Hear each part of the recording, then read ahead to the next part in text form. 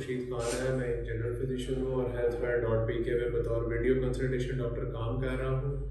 जैसा कि आपको पता है, healthwire.pk अवामी आगाही पब्लिक अवेयरनेस के लिए वीडियोस बनाते रहते हैं हम, जो कुछ इस तरह के मसाइल हैं जो आम पब्लिक में कॉमन है और उनसे कैसे बचा जाता है। आज का जो हमारा टॉपिक है वो है बदहज़मी, मैदे की जलन, या जिसे आप एसिडिटी कहते हैं। लोगों ने हमें कुछ सवालात भेजे होते हैं जिनका हम आसान अल्फाज में जवाब देने की कोशिश करते हैं। आज ये सवालों की तरफ चलते हैं। पहला क्वेश्चन है हमारे पास जी, बदहज़मी किसे कहते हैं? बदहज़मी मैदे में तेज़ाबियत को होना, जो हमारे आम यहाँ पे अल्फाज इस्तेमाल होते हैं उसमें मैदे की तेज़ाबियत को बदहज़मी कहा जाता है। इंग्लिश में अगर इसे ट्रांसलेट किया जाए तो एसिडिटी या एसिड रिफ्लक्स डिजीज़ जो है इसको बदहज़मी कहते हैं। अगला क्वेश्चन है जी कि बदहज़मी किस वजह से होती है?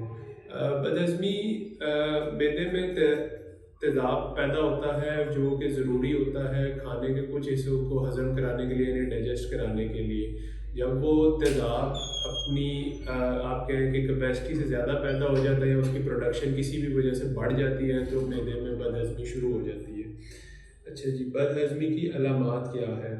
बदहज़मी की अलामात में जी मैदे का भारीपन महसूस होना, सीने में जलन होना जो कि सीने के सेंटर में करके या दाएँ या बाएँ दोनों तरफ हो सकती है। इसके अलावा खट्टे डकार आना, तबीयत में नासाज़ी पैदा हो जाना, ये सारी बदहज़मी की अलामात हैं। अगला हमारे पास क्वेश्चन है जी, सीने की जलन और बदहज़मी में क्या फ़र्क है?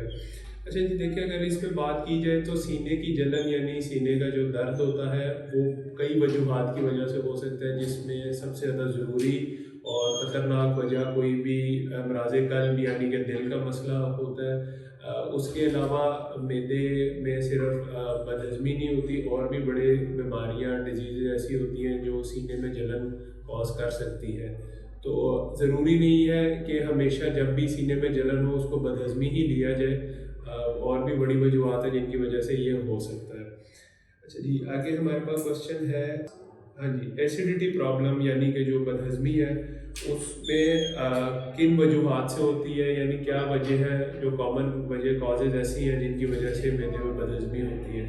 अच्छा जी, कॉमन कॉजेज़ की अगर बात की जाए तो मिर्च मसाले वाला खाना, जंक फूड या प्रोसेस्ड फूड बहुत ज़्यादा मिकदार में खाने से बदहज़मी हो सकती है।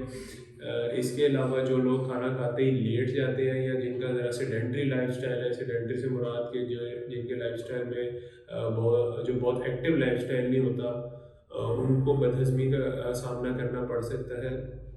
इसके अलावा इस तरह के अगर आप टाइट कपड़े पहनते हैं उससे भी बदहज़मी हो सकती है।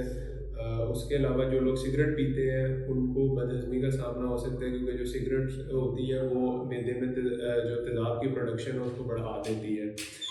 हामला ख़वातीन बदहज़मी का शिकार हो सकती हैं। उसके अलावा किसी भी किस्म का स्ट्रेस अगर फ़ौरी बंदे ने कोई भी ऐसी सिचुएशन जिसमें फ़ौरी स्ट्रेस में आ जाए बंदा, उससे भी बदहज़मी हो सकती है। अच्छा जी, अगला सवाल है कि स्टमक एसिड रिफ्लक्स की होम रेमेडी क्या है, यानी अगर मैं इसको ट्रांसलेट करूँ तो बदहज़मी को घर बैठे आप कैसे ट्रीट कर सकते हैं। अच्छा जी, सबसे पहले जो चीज़ आनी चाहिए इसमें वो लाइफस्टाइल चेंजेस आनी चाहिए। अगर आपको बदहज़मी होती है तो आपको सबसे पहले अपनी डेली रूटीन जो है उसको चेंज करना पड़ेगा। डेली रूटीन में जो चीज़ें आपको चेंज करनी पड़ेंगी उसमें सबसे पहले आपकी खाना खाने की आदतें जो है उनको तब्दील करना पड़ेगा। जो खाना है वो आपने कोशिश करें घर का बना हुआ खाना ज़्यादा खाएँ, तेज़ मिर्च मसालों से परहेज़ करें। इसके अलावा जो खाना है उसमें आप इस तरह की चीज़ें जैसे फल और सब्ज़ियाँ हैं इनकी मिक़दार को ज़्यादा रखें, और कोशिश करें कि बाज़ारी चीज़ें, बाज़ारी बोतलें और इसके अलावा जो होती हैं ये जंक फूड जो है इसको आप अवॉइड करें। दूसरी चीज़ जो है ज़रूरी इसमें वो है रूटीन चेंज में फ़िज़िकल एक्टिविटी जो है। फ़िज़िकल एक्टिविटी यानी कि एक्सरसाइज़ अगर आप अपनी रूटीन में उसको शामिल कर लेंगे तो उससे भी आप बदहज़मी से बच सकते हैं। आगे अगर बात की जाए, जो लोग सिगरेट नोशी बहुत ज़्यादा करते हैं उनको सिगरेट नोशी वैसे भी सेहत के लिए ख़राबदेह चीज़ है और उससे बदहज़मी भी होती है, तो सिगरेट नोशी से भी परहेज़ करें। खाने के फ़ौरन बाद चाय पीने से परहेज़ करें। जो चाय या कॉफ़ी के शौकीन लोग हैं वो उनमें अक्सर बदहज़मी होती है, क्योंकि चाय और कॉफ़ी बदहज़मी बढ़ाते हैं। उनसे परहेज़ करें। इसके अलावा कुछ लोग ऐसे हैं जो बगैर सोचे समझे छोटी सी दर्द होती है उनको और वो दवाइयाँ खाना शुरू कर देते हैं। दर्द की दवाइयाँ भी बदहज़मी का बहुत बड़ा बायस है। और अगर आपको कोई ऐसा मसला मसाइल या कोई ऐसी बीमारी लागा है जिस पे आपको दवाइयाँ खानी पड़ती हैं दर्द की, तो अपने डॉक्टर से रजू करें ताकि वो आपको साथ कोई ऐसी दवाई भी दें जिससे आपको बदहज़मी का सामना ना हो।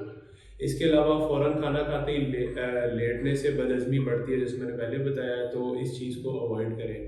अगर इन मसलों के बावजूद भी आपको बदहज़मी रहती है तो कुछ ओटीसी यानी ओवर द काउंटर मेडिकेशन दवाइयाँ ऐसी अद्वियात होती हैं जो आप सेफली यूज़ कर सकते हैं बदहज़मी के इलाज के लिए। अच्छा जी, अगला हमारे पास क्वेश्चन है हाज़मे की ख़राबी का इलाज क्या है? अच्छा, जैसे मैंने आपको पहले बताया है, जो पीछे आपको कुछ चेंजेस बताई हैं, लाइफ़स्टाइल चेंजेस, खाने की सिलेक्शन, सिगरेट नोशी छोड़ना, इन चीज़ों के अलावा इलाज ये है, जैसे मैं अभी आपको पहले भी बता रहा था कि कुछ दवाइयाँ, अद्वियात इस तरह की होती हैं जो मैदे में तेज़ाबियत को कम करती हैं। इन दवाओं को हम आम ज़ुबान में अगर बात की जाए तो इनको एंटासिड बोलते हैं। ये सिरप की फ़ॉर्म में भी अवेलेबल होते हैं, टैबलेट की फ़ॉर्म में भी अवेलेबल होते हैं।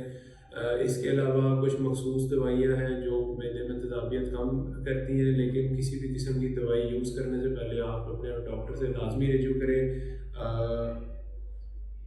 ठीक है जी, हमारे पास आज के सवाल ख़त्म हो गए हैं। अगर आपका कोई भी मज़ीद इस टॉपिक से रिलेटेड सवाल है तो आप हमें कमेंट्स में या healthwire.pk की ऐप पे जाके सजेशंस में आप हमें मेल कर सकते हैं ताकि हम अगले आने वाली वीडियो में इस मसले को भी एड्रेस कर सकें। Thank you.